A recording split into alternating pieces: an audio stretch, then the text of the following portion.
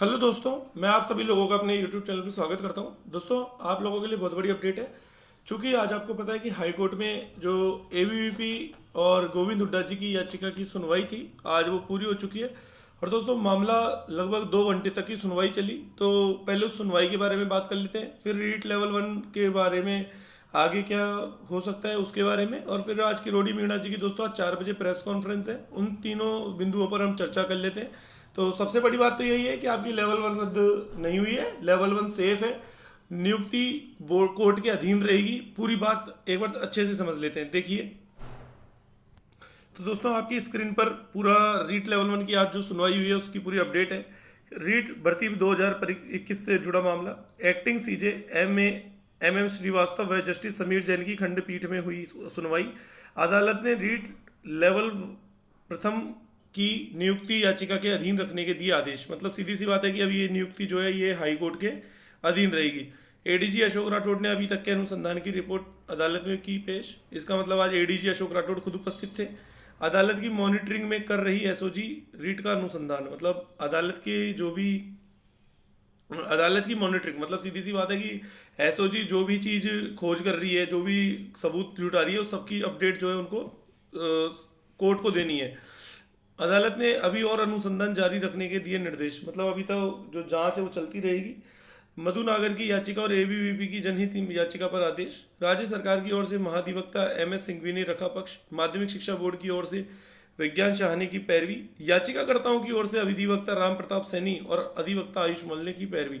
तो दोस्तों, राम प्रताप सैनी जी वास्तव में एक बहुत बड़े वकील हैं। और जो लोग याचिका के नाम पर डर रहे हैं, तो मैं उनको एक बात बता दूं। देखिए, हमारे एडवोकेट चाहे मान सिंह मीणा जी हैं, चाहे हमने दर्शन जी हैं, और एक दो क्या बोलते हैं, दर्शन जी भी 2 हैं हमारे केस में। हमने 3 से 4 वकील किए हैं। और क्या बोलते हैं, राम प्रताप सैनी जी हैं। दोस्तों, जब भी इनकी सुनवाई होगी, जैसे आप ऐसे समझो कि कोर्ट में याचिका किसकी लगी हुई है, राम प्रताप सैनी जी जो है ये मधु नागर जी और एबीपी की तरफ से आयुष्मल जी हैं। उसी प्रकार आप ऐसे समझो कि गोविंद हुड्डा जी की तरफ से भी क्या नाम है इनका, आनंद शर्मा जी, अरविंद शर्मा जी, ये हैं। मतलब जब सिमिलर केस होता है तो टैग एक साथ होते हैं, सुनवाई एक साथ होती है। अब जो फायदा होगा ना, वो राम प्रताप सैनी जी के याचिकाकर्ताओं को भी होगा, गोविंद हुड्डा जी को भी होगा, और आयुष्मल जी जो एबीवीपी है उनको भी होगा। मतलब फायदा सबको होगा जिन्होंने रिट लगाई है। तो उसी प्रकार दोस्तों आपके आपत्ति प्रश्नों का मामला है। और दोस्तों, आपको भी पता है कि राम प्रताप सैनी जी जो है, अमर मीणा जी, जितेंद्र मीणा और ये जो है जितने भी बच्चे याचिका करता है, तो इनके जो एडवोकेट हैं वो राम प्रताप सैनी जी हैं, हमारे मान सिंह मीणा जी हैं। इसका मतलब क्या हुआ कि जब भी सुनवाई होगी तो सीधी सी बात यह है कि फायदा यदि उनको होता है तो फायदा हमें भी होगा, फायदा यदि हमें होता है तो फायदा उनको भी होगा। जितने प्रश्नों पर फायदा हमें होगा उतने ही प्रश्नों पर फायदा उनको भी होगा। सीधी सी बात यह है कि जब आप समझ सकते हैं कि राम प्रताप सैनी जी सब मतलब एक तरीके से इस केस की पैरवी करेंगे 16 मई को, तो आप समझ सकते हैं कि यदि फायदा होगा तो भाई सबको होगा। इसलिए डरने की जरूरत नहीं है। आप जिसको याचिकाकर्ता बनना है फिलहाल वो बन सकता है। तो ये वाली बात है। और भर्ती आपकी रद्द नहीं हुई है, नियुक्ति कोर्ट के अधीन रखी गई है। इसका मतलब ये है कि जांच चलती रहेगी। जांच के अंदर जो भी आरोपी पकड़ा जाएगा उसको बख्शा नहीं जाएगा और जांच चलती रहेगी। ठीक है। अब दोस्तों, एक चीज और, भर्ती पर स्टे भी नहीं है। कोर्ट के अधीन नियुक्ति का मतलब ये नहीं है कि स्टे आ गया, भर्ती पर स्टे भी नहीं है। इस बात को अच्छे से समझ ले। ये गोविंद हुड्डा जी का दोस्तों ट्वीट है। देखिए, रीट लेवल 1 की जांच होगी, पहली बात की नियुक्ति होगी नहीं, और सरकार कर भी दे तो नियुक्ति कोर्ट के अधीन रहेगी। तो दोस्तों देखो, नियुक्ति होना नहीं होना ये सब कहने होने में कोई समस्या नहीं है। हाँ, बस ये है कि यदि कोई गलत चीज होती है तो वो वापस भी ली जा सकती है। लेकिन इसकी संभावना दोस्तों देखते हैं आगे क्या होता है। मैं तो कुछ कहूंगा नहीं इस बारे में, लेकिन मुझे तो इतनी जानकारी है कि बस भर्ती पर स्टे नहीं है, भर्ती रद्द नहीं हुई है, ऐसा कुछ भी नहीं हुआ है। केवल भर्ती जो है वो कोर्ट के अधीन गई है।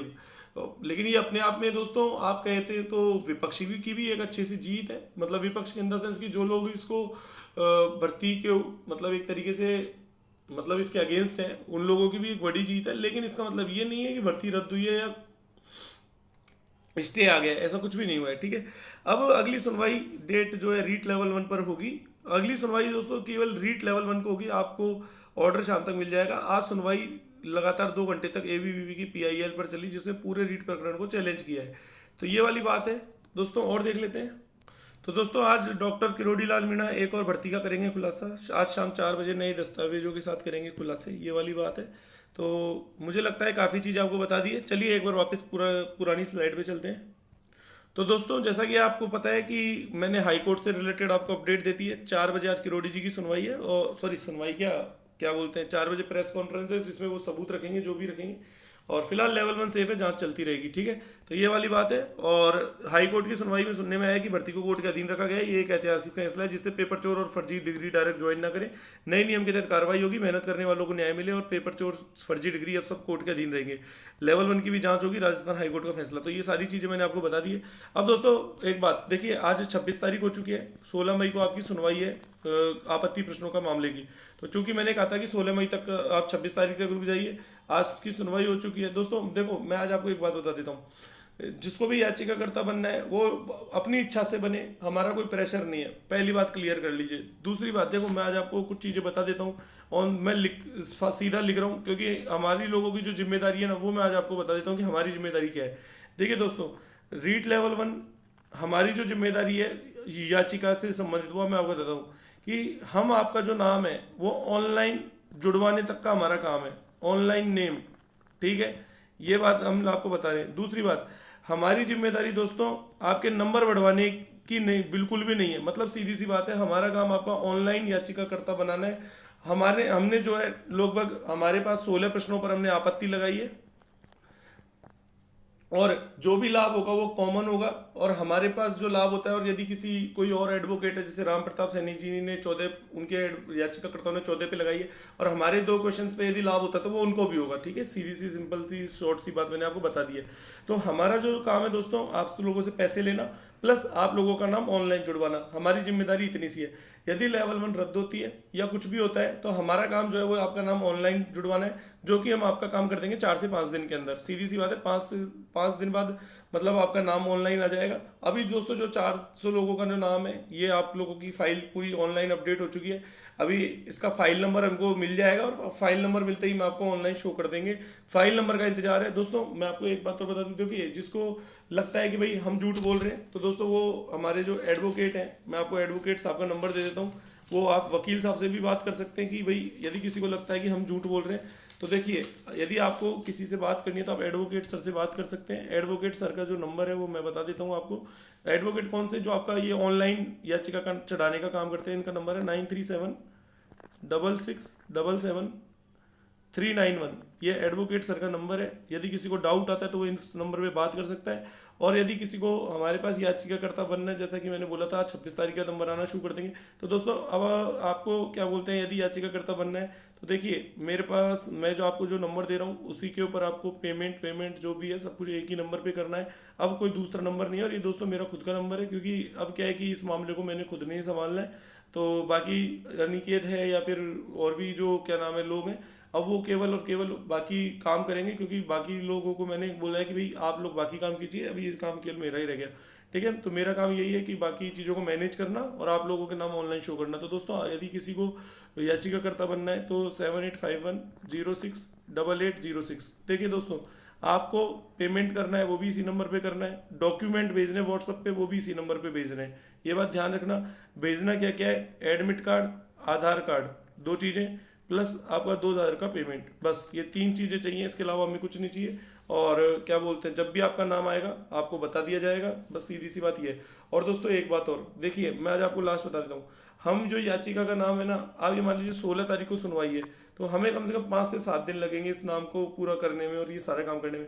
तो जिसको भी बनना है ना, कोशिश कीजिए कि आप 30 तारीख तक बन जाइए। देखिए क्योंकि दोस्तों हम नहीं चाहते कि आप लेट हुए, क्योंकि देखिए फिर यदि क्या होता है कि जैसे कोई 11 तारीख को बनेगा, तो दोस्तों कोई गारंटी नहीं 5 से 7 दिन में उसका नाम ऑनलाइन आ जाए। देखिए ऑनलाइन आने में थोड़ा टाइम लगता है, कोर्ट का काम होता है, हमारी कोई वो नहीं होती।